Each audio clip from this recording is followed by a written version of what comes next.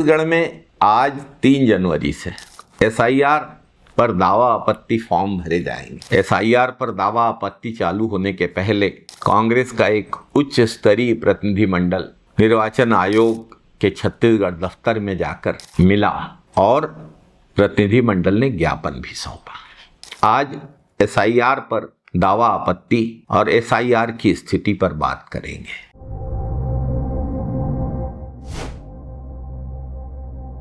नमस्कार साथियों, जय संविधान, जय लोकतंत्र।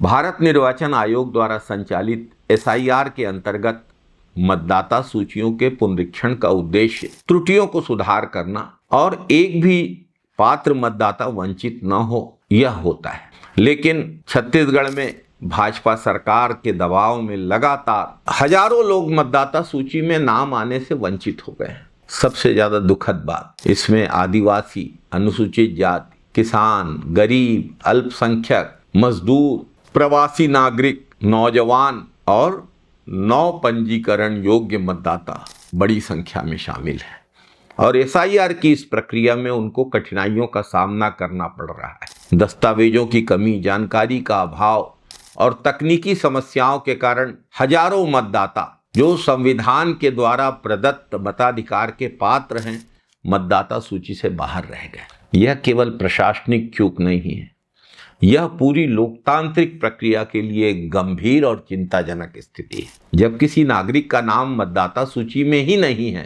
तो उसके राजनीतिक अस्तित्व को ही नकार दिया गया है। विशेष चिंता का विषय यह है कि छत्तीसगढ़ के कई क्षेत्रों में, खासकर जांजगीर चांपा, बलौदाबाजार में लोग खाने कमाने के लिए अन्य राज्यों में पलायन करते हैं। फसल की बोनी रोपाई पूरी होने के बाद जो भूमिहीन होते हैं वे मजदूरी के लिए बाहर चले जाते हैं और फसल कटाई के बाद तो बड़ी संख्या में छोटे किसान भी बाहर चले जाते हैं। नक्सल प्रभावित इलाकों में सलवा जुड़ूम अभियान के दौरान जो आदिवासी परिवार विस्थापित हुए थे और शहरों में भी जो मजदूर रोजगार की तलाश में सुबह से निकल जाते हैं। बिंद्रा नवागढ़ में छुरा ब्लॉक में भी 32 गांवों में यह समस्या सामने आई।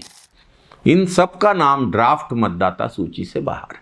बस्तर में, बीजापुर में, दंतेवाड़ा में, आदिवासी बाहुल्य क्षेत्रों में, बलौदाबाजार में, जांजगीर चांपा में यह समस्या बेहद गंभीर रूप से सामने आई है। बिंद्रा नवागढ़ विधानसभा के कई गांव के गांव इस सूची से गायब हैं। 32 गांवों से शिकायतें मिली। यहाँ के गांव वाले रोजगार की तलाश में उड़ीसा चले गए, उनके नाम कट गए। ऐसी स्थिति में छत्तीसगढ़ प्रदेश कांग्रेस कमेटी के प्रतिनिधिमंडल द्वारा मुख्य निर्वाचन अधिकारी को ज्ञापन सौंपा गया और मिलकर यह मांग की गई कि पात्र मतदाताओं के नाम जोड़ने हेतु स्पष्ट निर्देश जारी किए जाएं और एक सुनिश्चित प्रक्रिया निर्धारित की जाए।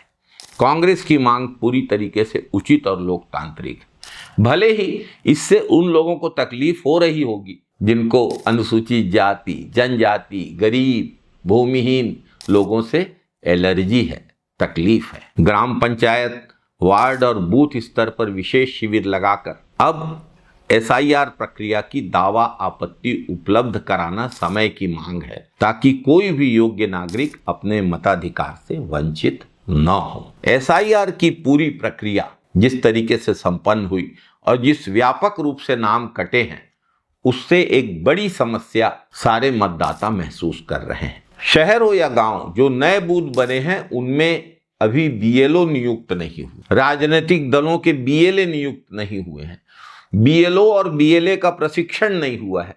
इस स्थिति में दावा आपत्ति का कार्य किस तरीके से संपन्न होगा, समझ से बाहर है। इन सारी बातों को कांग्रेस पार्टी ने पुरजोर तरीके से रखा है ताकि एक भी पात्र मतदाता सूची में नाम आने से वंचित न हो। यही समय की मांग है, यही हमारा संविधान कहता है, यही लोकतंत्र भी कहता है। जय लोकतंत्र, जय संविधान, वंदे मातरम, जय हिंद साथियों।